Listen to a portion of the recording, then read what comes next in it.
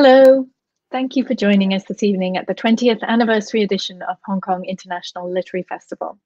My name is Catherine Platt and I'm the festival director. We've already had 8 full days of online and hybrid events with 2 days left to go. Our closing weekend has a full schedule of live and online events. You can find us here on Crowdcast, and we'll also be at Asia Society Hong Kong Centre tonight and tomorrow morning, and then at Tai Kwun all day, Saturday and Sunday. You can visit our website, festival.org.hk, for full details of all our programming this weekend. We're delighted to be joined for this session by writer, historian, conservationist, and peace negotiator Thant Myint-U, who will speak about his latest book, The Hidden History of Burma. He will be talking to Ian Holliday, and I will introduce Ian and hand over to him in just a minute. First of all, just a few housekeeping points about Crowdcast. Feel free to post comments in the chat on the right-hand side of the screen, as some people already are. But if you have a question for Thant, could you please click on the Q&A box down there in the bottom right where it says ask a question, and put your question in there. You'll also see a green button at the bottom of the screen which you can click to be connected to the website of our festival bookseller, Bookazine, to buy Thant's book. All of our authors appear in the festival for free, and the best way to thank them and support their work is to buy their books, and you can also support a local retailer here in Hong Kong. So the event will remain on Crowdcast until the end of November, so you can watch on demand anytime if you know other people who would like to see it. And we will also be adding Chinese subtitles within 2 to 3 days. So finally, I would just like to thank all of our cultural partners, sponsors and donors for their generous support, which makes these events possible. In particular, I'd like to acknowledge an ongoing grant from the Standing Committee on Language, Education and Research. And also a sincere thanks to Asia Society in Hong Kong for partnering with us on this free online event series. They are also broadcasting this session on Facebook and YouTube at the same time. Now I'm delighted to introduce our moderator for today's session, Professor Ian Holliday. He has been Vice President of Teaching and Learning at the University of Hong Kong since 2015. Previously, he was Dean of Social Sciences at Hong Kong U and Dean of Humanities and Social Sciences at City University of Hong Kong. And his research focuses on Myanmar politics and governance. So I will hand over to Ian to introduce Thant. Thank you so much for being with us. Well, thanks very much, Catherine. It's a great pleasure this evening to be introducing Thant Myint-U to our audience joining us through Crowdcast. Thant, as Catherine said, is a writer, historian and conservationist, a former presidential advisor and peace negotiator, chairman of U Thant House and Yangon Heritage Trust in Yangon, and a founding partner of the AVA Advisory Group. He was educated at Harvard and Cambridge universities, and for several years taught history as a fellow of Trinity College, Cambridge. He served on 3 United Nations peacekeeping operations and as chief of policy planning in the UN's Department of Political Affairs. He's the author of 4 books on Burma, most recently, The Hidden History of Burma, Race, Capitalism, and the Crisis of Democracy in the 21st Century. He's here with me this evening to talk about that book. Thant, welcome. Thank you. Thank you very much. Very good to see you. Welcome. Yes, thank you. So The Hidden History of Burma. What is that hidden history, and why has it remained hidden until you wrote about it at the end of last year in 2019? Well, when I first thought about the book in 2015, I thought that it was going to be more or less an insider account of the previous several years. I had been part of some of the change that had happened in the country in the exit from military dictatorship, and then we saw the end of sanctions, we saw political liberalization, and I thought it was going to be a political history of the country. And I actually had a separate title at that point. But then when I started writing the book in 2017, I realized that there were other issues, especially around ethnic conflict, identity, questions of citizenship and belonging. We had the violence in Rakhine State, the expulsion and exodus of over 700,000 people to Bangladesh. We had fighting in other parts of the country that weren't going away despite the peace process. And so I felt I had to talk about that. And then I started thinking of that as a kind of hidden history and the ways in which identity issues were rooted in Burma or Myanmar's colonial past and colonial and post-colonial context as well. But then the more that I started talking to people and thinking and reflecting about where Myanmar was in the late 20-teens, I began to realize that there was this other hidden history, even more hidden history, around the political economy of the country and the ways in which the colonial political economy had evolved, how it was there was an attempt to substitute for that with a left-wing or a series of left-wing socialist programs after independence, and then the evolution of this very strange capitalist economy in Myanmar since 1988. So in a way, for me, that the hidden history is the way in which all of these things interact, but especially this last emphasis on the political economy of the country. Thanks. Your other 3 books have been translated into Burmese.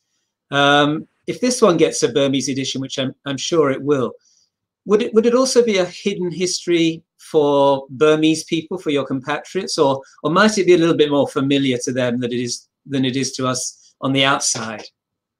No, I think that's a really good question. I think that I'm not sure. I'm not sure what the title would be, but I think it would be still a hidden history in a way, or a history of the past that people don't know, for a couple of different reasons. I mean, for people outside the country, of course, many readers won't be familiar with Burmese history. But I think for people inside the country, especially for young people, because history is not taught properly or almost at all in schools, a lot of this kind of deeper history, but even the history of anything beyond the last 10 years is often not well known. Certainly not the colonial history, the ways in which identity issues were formulated under colonial rule and how they evolved. And even the economic history, even though that's, sort of the lived experience of most people in the country, and they understand the economic system around them to some extent, I think people both inside and outside have always framed modern Burmese history around around explaining the military dictatorship and the last 30 years around the contest between Burma's generals and Aung San Suu Kyi. And I think that's how people inside the country also see it. And I just want to kind of not challenge that as not important, but add these other dynamics as well, which I think are critical in understanding where we are today and where we might go in the future as well. So in both answers, you've addressed the colonial encounter. And that's also, of course, the key theme of your first book, The Making of Modern Burma. So why, the point that you make is that encounter set the parameters for national politics right down to today. So why has that been so enduring? I mean, we all know about path dependency and all of that, but we're going back more than a century. We're going back 150 years in some respects. Why has Burma not been able to kind of cast off that experience in the post-independence era? Well, I think for countries all over the world, I mean, colonialism is still a living thing in the sense that I think the shadow of colonialism and the hundreds of years of colonialism are still all around us in different ways. I think in the Myanmar case or in the Burma case, it's particularly acute because Burma was annexed to India. It was a particularly radical form of colonialism in the sense that all Burmese institutions of government, and many social institutions were deliberately cast aside or destroyed or decayed over the decades of the late 19th century when British rule was at its peak. And it was a particularly exploitative political economy under colonialism as well, where Burma was exploited for its natural resources, for its rice economy, and also where millions of Indians, ethnic Indians from the rest of the British Indian Empire came into Myanmar. And so Burmese nationalism, or the nationalism of the ethnic Burmese majority, grew up around or during this period of massive Indian immigration. And I think that evolution of Burmese politics around this time of uncontrolled immigration under a foreign occupation, when Burma was a racial hierarchy, is a kind of dynamic that really is at the very core of the Burmese political DNA even now. And I think casts a shadow not only around kind of Burmese nationalist thinking, but also in terms of how they interact with other peoples and other minorities in the country since independence as well. This is all not to say that, colonialism or the British are responsible for everything. Certainly not. I mean, Burma's been independent for over 70 years, and I think there's a whole cast of characters within Burma that are to blame for a lot of the country's problems. But I think we have to understand the history of colonialism to really understand the ways in which the country's evolved and think about options for the future as well. So race is highlighted as the first concept in the subtitle of the current book, and you've also addressed that already in your comments this evening. To what extent do you think there might have been an escape from that kind of colonial mindset coming into the 1950s? UNU and that whole democratic experience collapsed in 1962. And Ne Win, of course, was a real Burma nationalist who sought to entrench that way of seeing social relations inside the country. But do you think an escape might have been possible in those 14 brief years of the democratic interlude? Yeah, I think I don't think anything was set in stone. I think that I think there are two layers of problems. I think the first is that Burmese nationalism grew up, as I mentioned before, in the 20s and 30s, seeing the Indians as outsiders and the British as outsiders. By the 1950s, the British had more or less left the country, and many of the ethnic Indians and their descendants who had come in had also left the country during World War II and afterwards, and then many were subsequently expelled in the 60s as well. And that's one set of issues and problems. But the second dynamic is something very different, because the Burmese nationalists, having kind of achieved what they wanted and being in control of the country in 1948, I think suddenly discovered that there were other peoples in the country as well that had not been really part of Burmese politics at the center in Rangoon, many living in the uplands, many who had been ruled only indirectly, if at all, by the British until the 1940s, people like the Shan or the Kachin, and that somehow they had to integrate them. And I think this challenge of a Burmese nationalism at the core, needing to kind of integrate other peoples in the country who had not been part of British Burma politics, I think has been a big challenge that the Burmese haven't really successfully managed to overcome. I think the other part of this is that there was a sort of socialist effort in the 50s in a much more extreme way in the 60s and 70s that failed, and we can discuss the different ways in which that failed, I think, for a variety of reasons, not least by the 60s, because it was coupled with extreme isolation from the rest of the world as well. And I think it was partly, that the failure of the left to succeed in post-independence Burma that then left a kind of Burmese nationalism free and independent to kind of evolve in a certain direction. And because of the armed conflict and the brutality of the armed conflict, I think it evolved in a particularly exclusionary direction, and one that didn't benefit at all from either from academic exchange or from free debate over these past decades. So I think by the 2000s, it had been, I think, probably one of the biggest problems in the country's political stage. And then when Burma kind of re-engaged with the world, it was in the age of Facebook, which after the liberalization in 2013 of telecoms, and suddenly everybody had a smartphone. I remember, going one time, no phones, the usual stuff. And then the next time my taxi driver's on the phone, people walking down the street are on the phone. I mean, it's a very rapid engagement with the world through Facebook and through the internet. People have laid a lot of blame at the door of Facebook for the crisis that was to come in Rakhine in 2017. What's your reading of that? I think I think in a way, blaming Facebook or social media in general is slightly disingenuous, because this is a country that's had lots of problems before Facebook as well.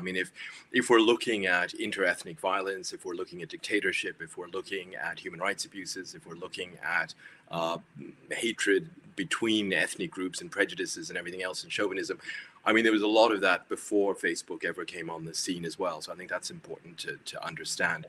I think it is, in a way,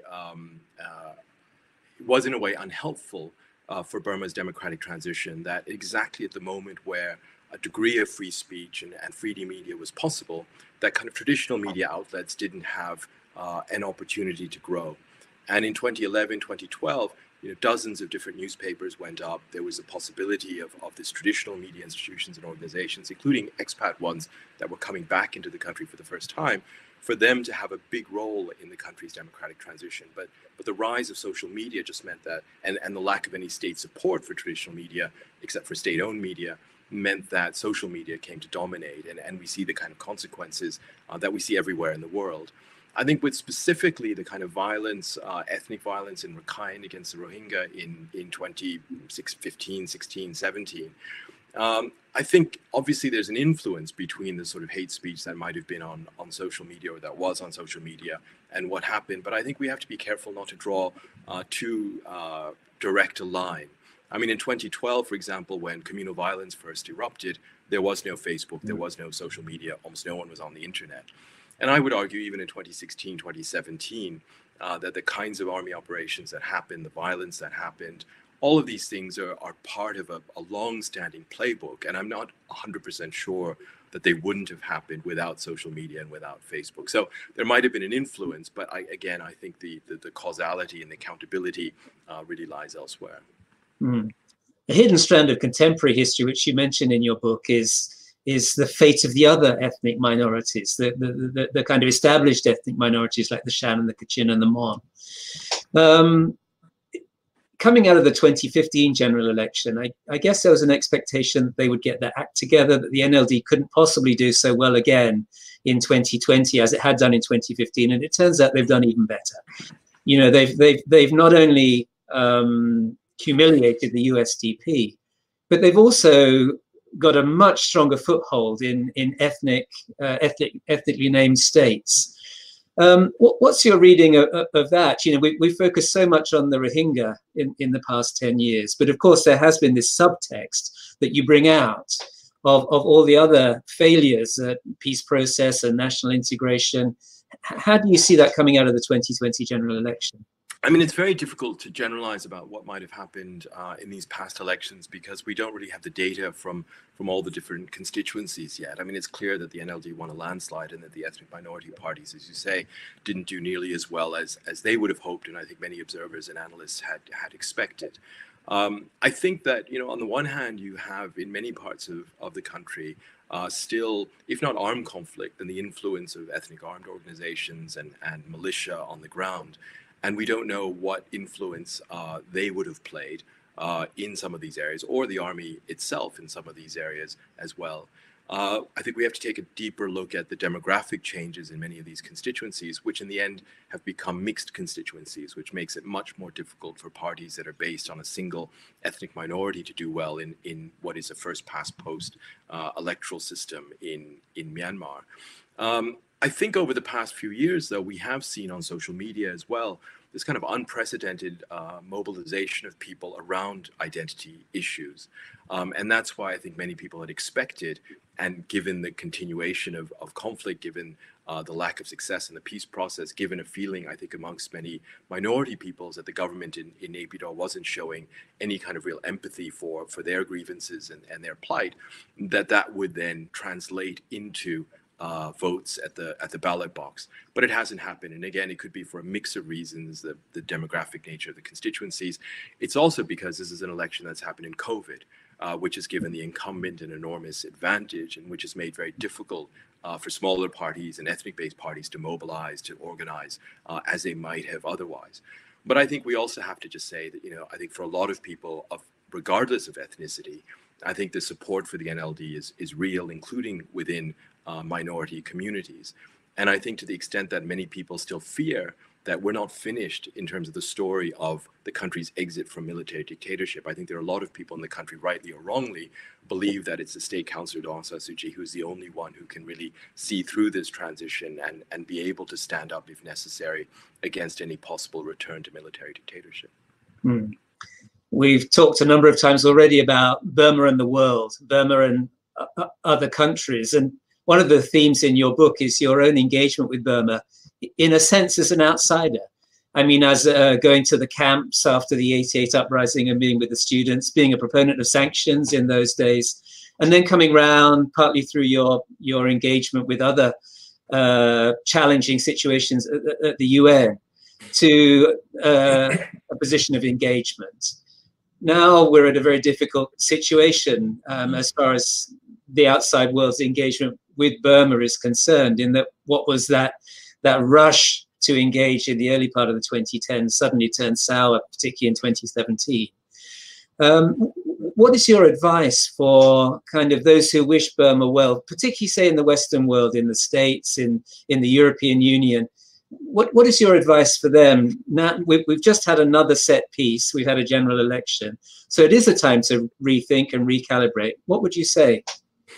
I think by far the most important thing I think that governments and people in the West need to think about when thinking about Burma and wanting to help in Burma is to be humble and to realize that, you know, whatever happens, it's not the West, it's not the Western governments that are going to micromanage political change halfway around the world. And I think it's not lost on anyone, least of all, I think people in Burma, that the West also has a lot of problems of its own right now.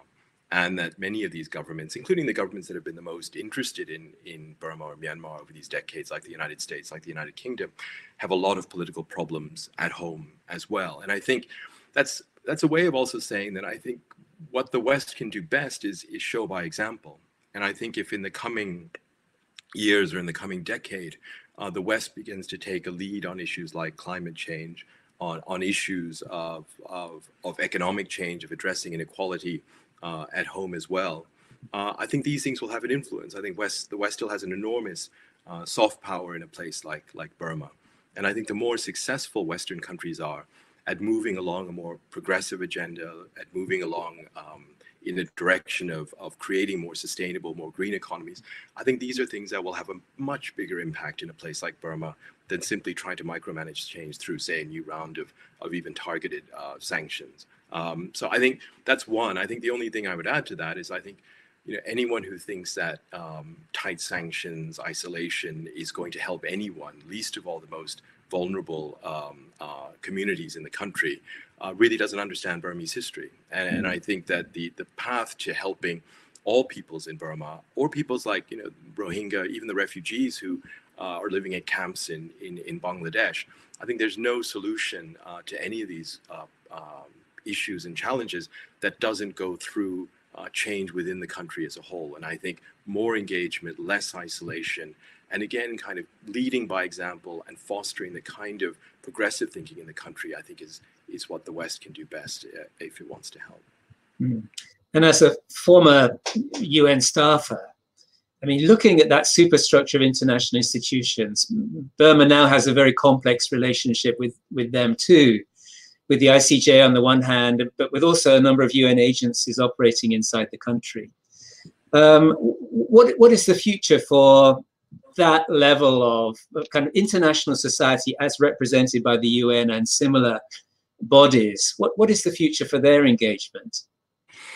I think that, you know, there are a number of different UN funds, agencies, programs have been working in the country. I think some of the specific projects and programs do a lot of good. There are many good and very dedicated people there. I think UNHCR plays a very important role for both IDPs and especially refugees now as well. But I think that, you know, if institutions like the UN really want to help, there has to be a level of investment as well in knowledge and understanding the country that's commensurate with the kind of ambitions that the UN has. Meaning that if the UN's main ambition is to help IDPs in a particular camp and make sure that they have the right protection and humanitarian assistance, perhaps it doesn't require that much knowledge of sort of history and everything else. But I think if the UN sets itself up to bring about overall change in Myanmar, to ensure that it moves towards becoming a liberal democracy, then that involves an incredibly complex set of issues and factors which require incredibly deep knowledge of the country. And so I just think that, you know, what's happened over the past 30 years, or the failure in many ways of the UN over the past 30 years, is that on the one hand, Myanmar has been this kind of flagship of democracy promotion for the UN, one of the only countries in the world where the UN put democracy, democratic change at the front of what it was trying to do. But yet over 30 years, it's really invested almost nothing in knowledge and understanding the country better. Yeah. In your previous book, Where China Meets India, you wrote about the neighborhood and highlighted this strategic location of Myanmar. What is the best way for Myanmar into the 2020s to navigate those two bilateral relationships? I mean, I think one is that, you know, the instinct of the country has always been to stay away from alliances and try to balance big powers and try to be friendly with countries all around it. And I think it still is trying to do that. And I think it still does that reasonably well. And I think especially for the biggest powers in the region like China, you know, especially, I think, trying to maintain a degree of friendly relations without being kind of overwhelmed by the embrace of a much bigger country is in the kind of DNA of Burmese foreign policy thinkers and the foreign policy establishment.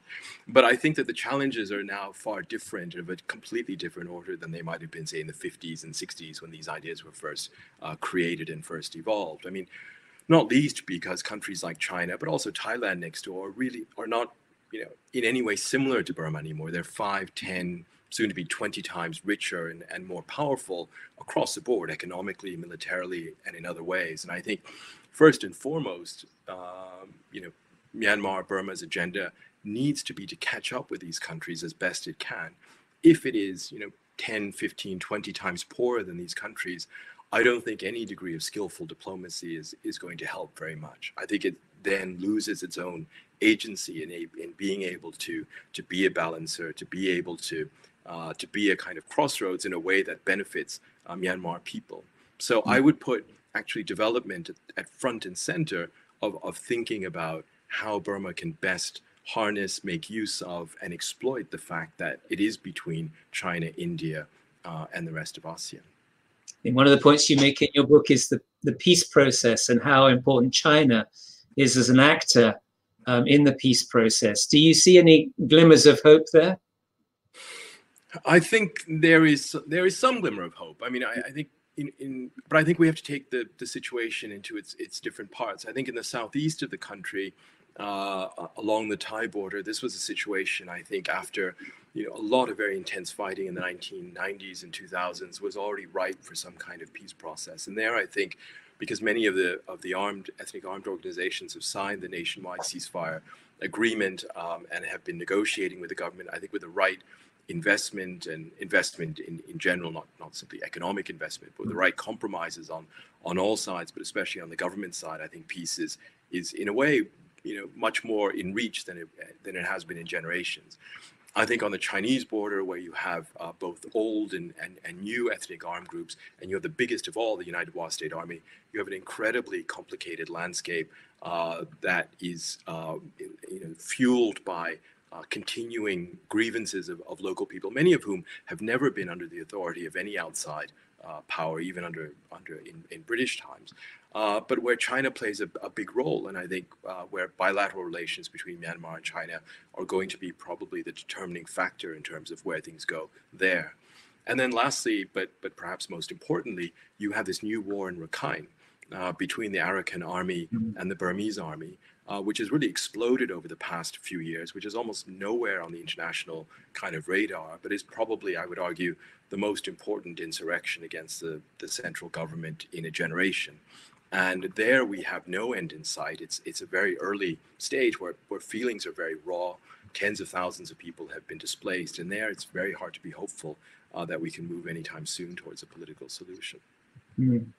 Myanmar has a disciplined, flourishing democracy as designed by Thant and the junta, and endorsed by the people in a sham referendum in 2008. And I guess many of us have been focused on how the disciplined flourishing can be shrugged off, and the military yoke can be really made consigned to history, and it could become a democracy pure and simple. But there's maybe another concern now, which is with this sweeping NLD gain in 2020, the Myanmar might be looking at a kind of South African ANC dominant party style future, whereby corruption, which is already something of a feature in the NLD, comes to infect that ruling party. And you have an illiberal democracy for a different reason, not because the militarists refuse to go away, but even if they do, no more military ministers, no more military representation in parliament. Even if we got rid of all of that, you may still have an illiberal democracy because of the course that the NLD takes. Are you concerned about that? Yeah, absolutely. Because I mean, in a way, that's thinking about what are we really transitioning to. So in a way, the problems of the past have been this pure military dictatorship. The military said that they were creating a disciplined, flourishing democracy, but in a way, it was a hybrid system where the army would have constitutional rights that were preserved within the constitution.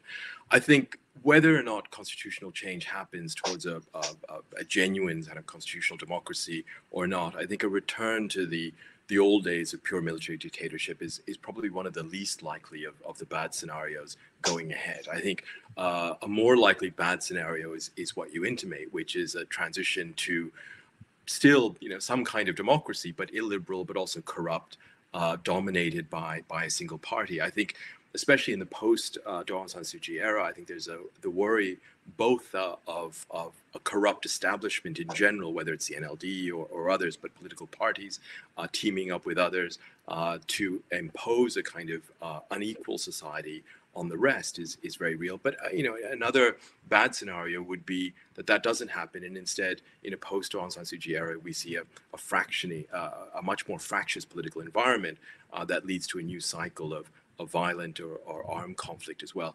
I think, again, the answer to all of this is to put Burma squarely on a different development track. And I think that is partly about addressing these issues of corruption and creating a more transparent economic environment. But I think it's much more than that. I think it's about really pushing forward a short-term, 5-10-year, much more dynamic economic development agenda, which I think would open doors that have been closed so far on a number of different other issues as well.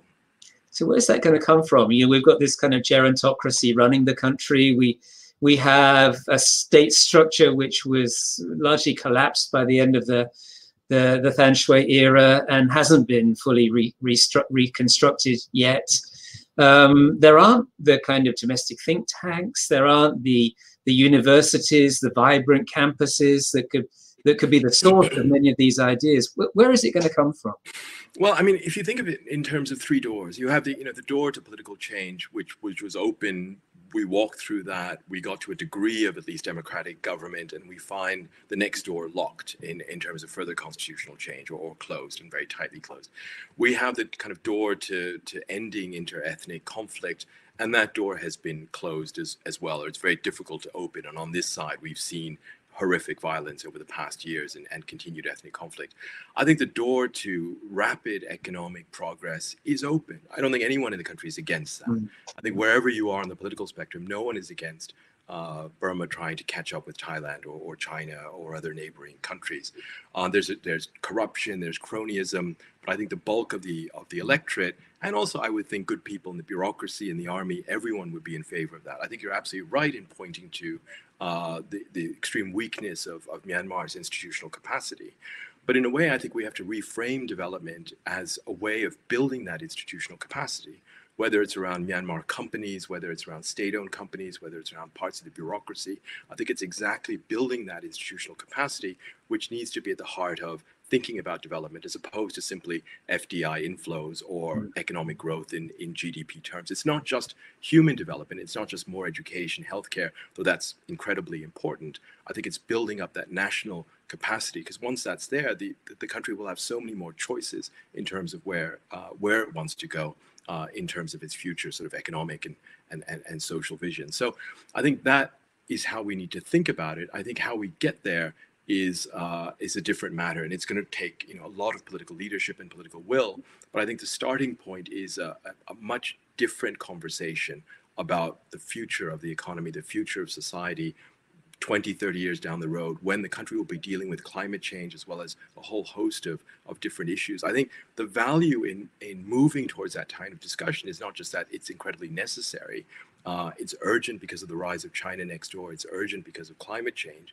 But it's a way of also lifting Burma out of the box that it's in with all of these deep-seated and seemingly intractable challenges, and moving it into a box where I think much more consensus can be forged. And lastly, let me just say that Myanmar is a country of tremendous economic potential as well. I mean, Myanmar catching up fast with other countries is not necessarily a kind of a pipe dream. Myanmar's government has some of the instruments at its disposal to move forward on the kind of path that we've seen used so successfully in many other East Asian countries. So I think it's a matter of will, and it's a matter of the public, I think, being engaged in a very different discussion about the future of the country as well. I've got to ask you about Aung San Suu Kyi. I mean, we already mentioned her several times. You have that very nice anecdote in your book of her meeting university students in 2018 and not talking about running the country or about the Rohingya crisis, but asking them about the novel and which is more important, plot or character. What's your judgment on her first 5 years as state councillor? I think it's, I think as a historian, it's very difficult. I think when we, even now with this new, election results, it kind of shines a different light on even the very recent past. I think if we go forward 10 years, 15 years, when we look back, I think only then we'll really understand what role she has played at this time. I think that, what's clear is that she is not just liked and supported, but adored and trusted by tens of millions of people in the country. And that is an asset which has allowed the country in a way to be unified around a person, but also a kind of a political setup in this very difficult and fragile kind of period exiting from dictatorship, when in some ways the country could have fallen apart in 100 different ways, over these past several years even. I think it was understandable that in 2015, when the NLD and Aung San Suu Kyi first came to power, that they didn't have the full panoply of policies and everything already ready because of the history of the past 25 years, where they had almost no room to do that, but also where so many of their colleagues were locked up or were sent into exile or who died. I think it's right that there's been criticism over these past few years that there hasn't been sufficient attention to some of the economic issues that I was talking about. I think that more could have been done in terms of laying out a progressive and new and interesting and dynamic economic agenda that should have been linked to the peace building or peace process agenda as well. But I think a lot now depends on what happens next. I mean, now with this enormous electoral mandate, I think we have Aung San Suu Kyi now in Naypyidaw and an NLD government that's much more aware of its surroundings, much more confident in its own position, or can be confident in its own position. And with this country's both urgent economic issues and economic potential in front of it. So I think a lot will be determined in terms of her legacy by what happens next over these next couple of years. Mm. You've ruled out neoliberalism as the way forward for Myanmar, and that also kind of traces back to the colonial, exploitative capitalism that was on display then. And also, we obviously know that socialism failed, as you were saying earlier, in the 50s and still more so in the 60s and 70s. Is it possible to kind of capture what the economic path should be? I mean, is there a label for that? I don't know if there's a label for that, but I think, as you said, you just mentioned just now, I mean, the political economy under colonialism was incredibly exploitative. I'm not sure that socialism in the 50s, we can say, failed. I mean, that was a kind of a mixed economy. There was a big emphasis on setting up a welfare state. At the same time, it was an open economy that was open to outside investment and to trade, but with a big state role. And I think in some ways that was probably one of the more successful periods of Burmese economic change since independence. I think socialism failed in the 60s and 70s because it was under an army dictatorship, and it closed off the country as well. So I think we have to kind of disaggregate what really failed and what didn't. Mm. I think neoliberalism, I think in other countries, it's possible that a period of liberalization of the economy is justified and might be a very good thing, that it might unleash all kinds of new creative energies that have been dormant and unleash entrepreneurship and companies really helping to drive the economy forward. But that's not the case with Myanmar right now. We have this type of capitalism that's evolved, that's cronyist to the core, that is completely or almost entirely based on the export of primary commodities with very little capacity to do anything else. And then we have this urgent need to catch up with the rest of the region because of the rise of China in particular and because of climate change. And I think all of that points to me, if you also include the very limited capacity that we have towards a much more directed and focused effort, almost on a wartime basis, in an emergency sort of way, to get the country at least to the next level of development and to also address issues of inequality over the next 5 or 10 years. And then after that, I think many different economic models might be possible. I think in this initial 5 to 10 year period, I think a big part of the focus has to be on developing some kind of new manufacturing base in the country. And by that, I don't mean foreign companies coming in and just using Burmese land and labor to set up their own factories, but Burma itself developing its own capacity to make things. I think that's important for its own security, as many countries are talking about in the rest of the world. I think having some kind of industrial policy in the way that many East Asian countries have done successfully, but attuned to sort of the 2020s world, I think is the way forward. And at least we need a good debate and a public debate and an expert debate on that possibility. And part of that attuning that you often speak about in social media and the media, but also in your book, is climate change and the threat that poses for Myanmar going forward. So obviously in constructing that manufacturing base, that also needs to be taken account of. Could you elaborate a little bit on how it looks a bit like a circle that needs to be squared? No, absolutely. I mean, on the one hand, I mean, Myanmar is a country, or Burma is a country that has done, or the people in the country have done almost nothing to cause climate change. But yet it's going to be one of the countries most negatively impacted by climate change over the coming, not the coming century, but the coming decades. And it's already happening now. I think before we see the impact of rising sea levels affect places like Yangon itself, I think we're going to see the change in rainfall patterns to the monsoon. That's going to be catastrophic for farmers in the country. It may make impossible farming in places where we've had farming literally for millennia. I think if Myanmar remains a poor country, it's impossible that it's going to mobilize the tens of billions of dollars that are going to be necessary to mitigate the impact of climate change. And that's another reason for fast development being really the top priority in the country. I think when we think about manufacturing, we have to think about, yes, in terms of climate change, the best predictions of what the climate may be 5, 10, 15, 20 years down the road, and make sure that when we're thinking about major infrastructure investments, infrastructure planning, urban planning, the growth of cities, the placement of new manufacturing sectors, that all of these things are taken into account. So I think there needs to be a very close integration between economic planning and a hard look at what climate change is going to mean for Myanmar over the next 10 to 20 years as well. Mm. And the wider challenge posed by kind of automation and all of that. I mean, how does that relate to the manufacturing plan that you'd like to see developed? Yeah, again, I think it's a question of urgency and time. It's very possible, as you suggest, in 20 years or perhaps even slightly sooner, that with automation, the kind of cheap labor that Myanmar can most easily provide compared to some other countries, even in the region, is not going to be that valuable anymore. But the same is true for even things like Myanmar's resources, like natural gas as well. They may be much less needed because of changes in science and technology. I think the window where Myanmar can try to copy some of the successes in other East Asian countries and develop a manufacturing base that is meant at least partly for export, global markets, I think may not be that big. So I think, again, I think we have this very tight window of maybe 10 years to use kind of more old-fashioned kind of manufacturing capacity development for global markets, as well as the need to meet those tight deadlines of 5 to 10 years to be able to shift this country in a different direction. I think at every stage, though, it's really important that all of this is linked to a peace-building agenda as well, because of the political fragility of the country, because many ethnic minority peoples will distrust any development agenda coming out of the center, least of all a kind of a development agenda that seems sort of radical in any way or state-controlled in any way.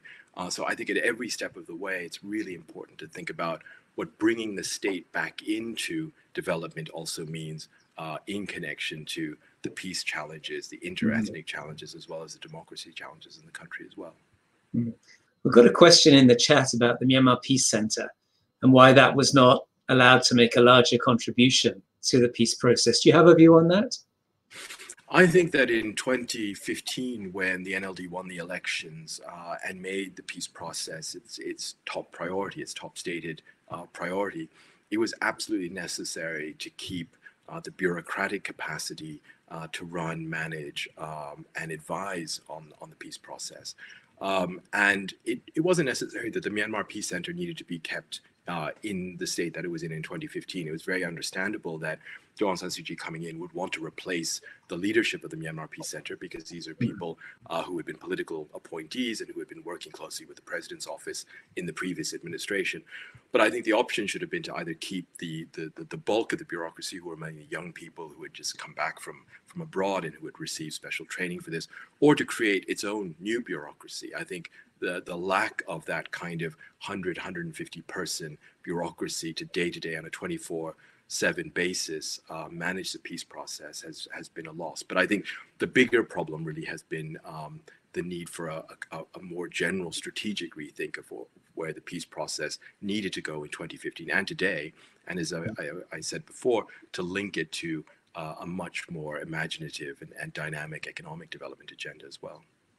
I mean, it looked like Dorsu was very interested in that. She really prioritized peace. We were going to have summits every 6 months, and there was going to be, a lot of energy devoted and a lot of leadership from herself and from her office. And somehow that ebbed away over the course of the 5 years of the first term.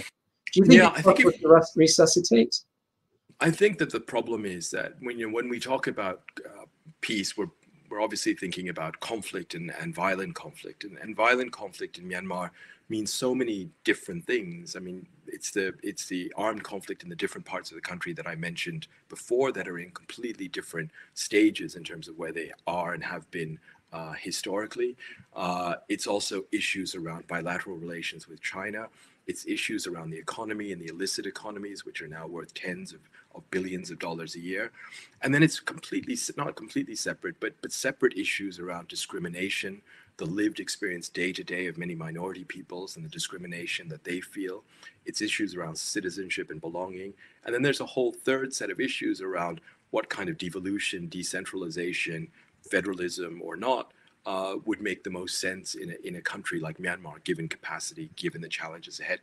You can't put 1,000 people in a room and expect them over a day or a week or even a month to decide on all of these things. And I think you need a much more multifaceted process or set of processes that really take all of these different challenges apart. But you also have to just throw a lot of capacity at this. And I don't think it's about even 100 bureaucrats. I think it's, it's a lot of different people, not in a conference setting, but working around the clock to try to unlock some of these very thorny issues that all of these different challenges are going to pose. As in the River of Lost Footsteps, you weave some of your own personal story into the narrative of the hidden history of Burma, and part of that story is living in Myanmar, in Yangon, for the past 10 years, finding a flat, Richard Horsey helping you out and kind of saving the day, and all of that. What has most surprised you as a resident rather than as an occasional visitor? What has most surprised you in the past 10 years? I don't know if it's a surprise. Well, one thing is that I think, living in Yangon, you just see firsthand that political economy. In a way, I've been talking a lot about economic development and political economy and the way in which we need to transition out of that.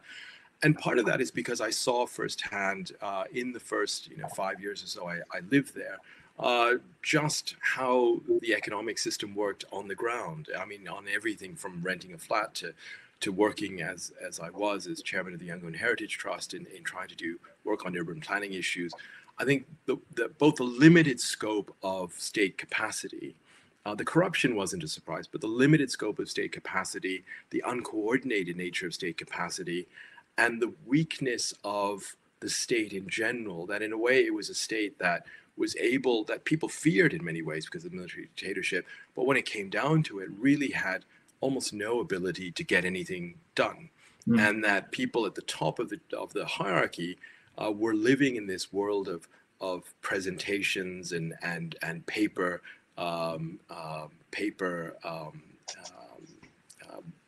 approvals that often had nothing to do with how things were being run on the ground. So I think that's one thing. I think the second, more hopeful thing is that I've just been so incredibly impressed over this past 10 years by young people in the new generation in Myanmar.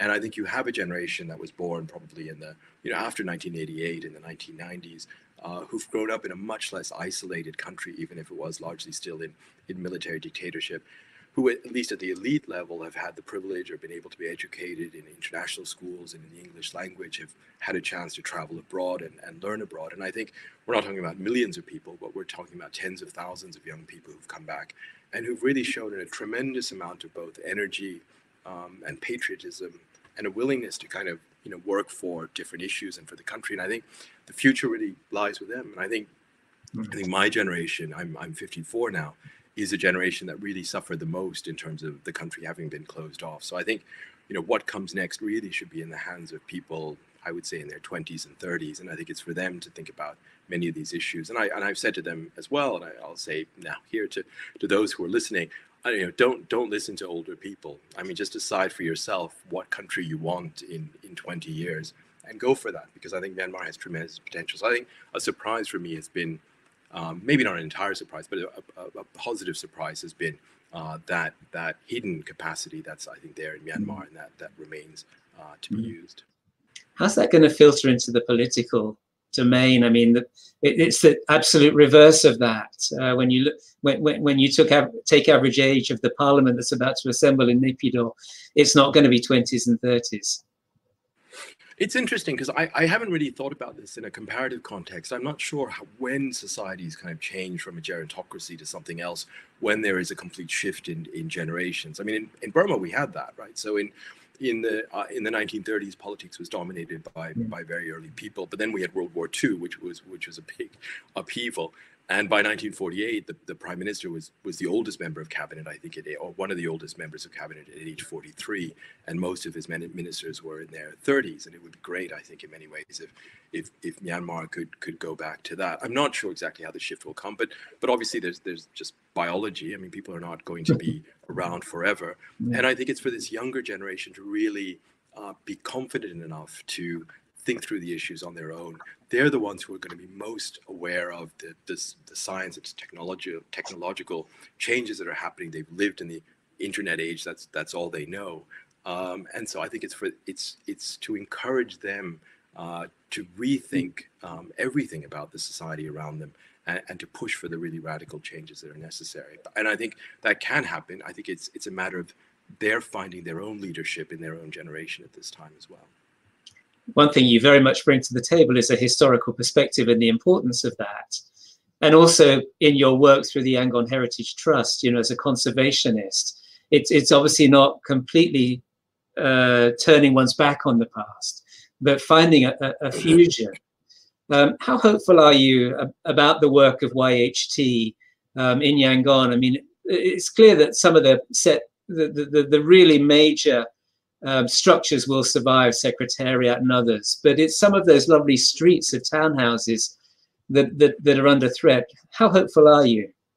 I mean, it's good in a way on its own that some of these bigger old heritage structures from the 19th, early 20th century are protected and preserved and renovated. But on its own, I don't think it means so much. I think the really important thing is that these heritage structures are integrated into a new vision of what the city can be. And I think it's integrating the old and the new, which in turn kind of implies or requires a fresh thinking about what the city should be. And I think, especially in this pandemic period, I think the idea of city planning and having a more healthy environment and an environment with lots of public spaces and green spaces is something that might resonate. So I think that conversation about the future of cities is important. And within that conversation, I think we have to see the assets that we have in the city. And I think one incredible asset for Yangon are these hundreds of late 19th and early 20th century buildings. And I think if they can be integrated in the right way, it's part of creating a beautiful environment. I think we often don't talk about this when we talk about policy, but I think having a beautiful city is also important, not just for rich people or for tourists who come, but I think for everyone to live in a beautiful, green, healthy, environment where there's lots of public spaces accessible to everyone. I think there's a vision of the future that I think if we want, we can have, but we have to make sure right now that we don't destroy some of the big assets, including Yangon's heritage buildings that we have, especially downtown.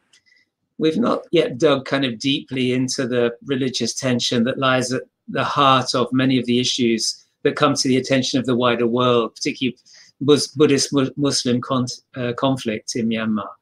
We know about Wirathu, we know about xenophobic nationalism on the streets of Yangon and other major cities. Do you see anything being done from living in Yangon? Do you see anything being done to counter that at the grassroots level? I think I think we have to there also disaggregate things a little bit. I think you have the long history of Islamophobia or fears of Islam that go back to the British period, to the 1920s and 30s, when this was first discussed publicly and argued by some as a big threat to the country. And I think that's been the strain that's kind of run through Burmese politics since then, and it has revived now in this more open political period. And so I think there's that specific issue of the place of Islam in Burma and the prejudices against Islam in Burma. The second is a more general sort of prejudice against, which is an ethnic or actually a racial prejudice against people of South Asian descent. And that goes back to the period of Indian immigration into Burma. And I think that's a very real lived experience for many people of South Asian or partly South Asian descent in Burma. So you have a lot of people of Indian descent in places like Rangoon, Yangon, or Mandalay, for example.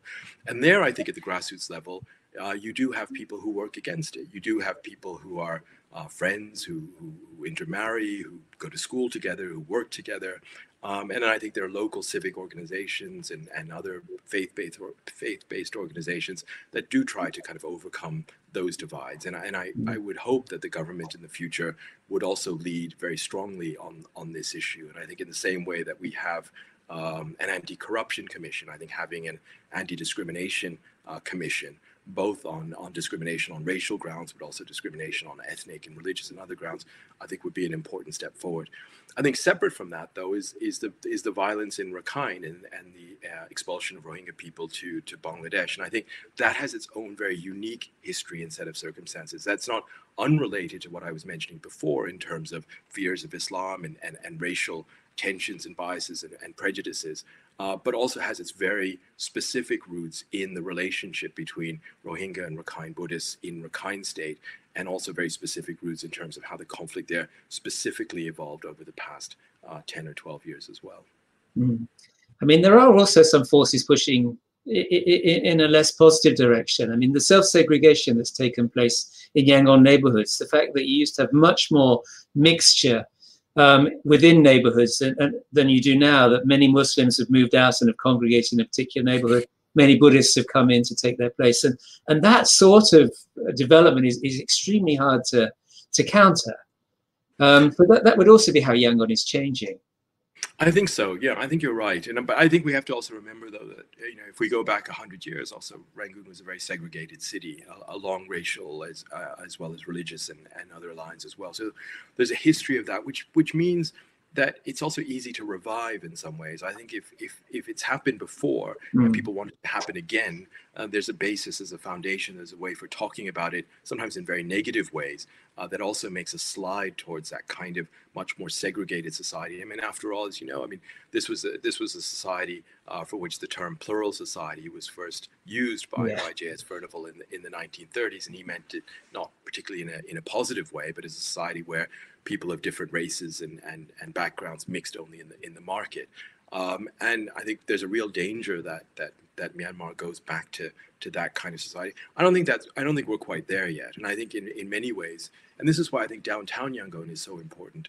I mean, out of all the different parts of Myanmar, downtown Yangon still remains a place of relative tolerance where people of many different races, ethnic backgrounds, religions are living together without violence over these past 10 years. And I think the right way to recognize and protect and celebrate that, and not tear down these multi-ethnic neighborhoods and replace them with 5 new shopping malls and 10 new residential complexes, and instead really help to promote the right kind of living together in these old neighborhoods, I think is an important example for Myanmar. And in a way, it's an important example for the entire region if it can be successful as well.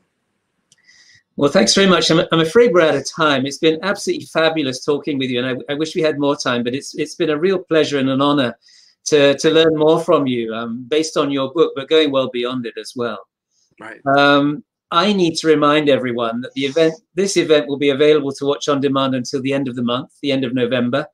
and Chinese subtitles will be added in about 48 hours from now. The Hong Kong International Literary Festival runs until the 15th of November, which is Sunday, with 76 live and online events. So, Thant, thank you very much for joining us today. Thank you also to the 150 people who've joined us to listen in, and to those who are going to be watching this this event online in the next few days and weeks. Thank you very much, and goodbye.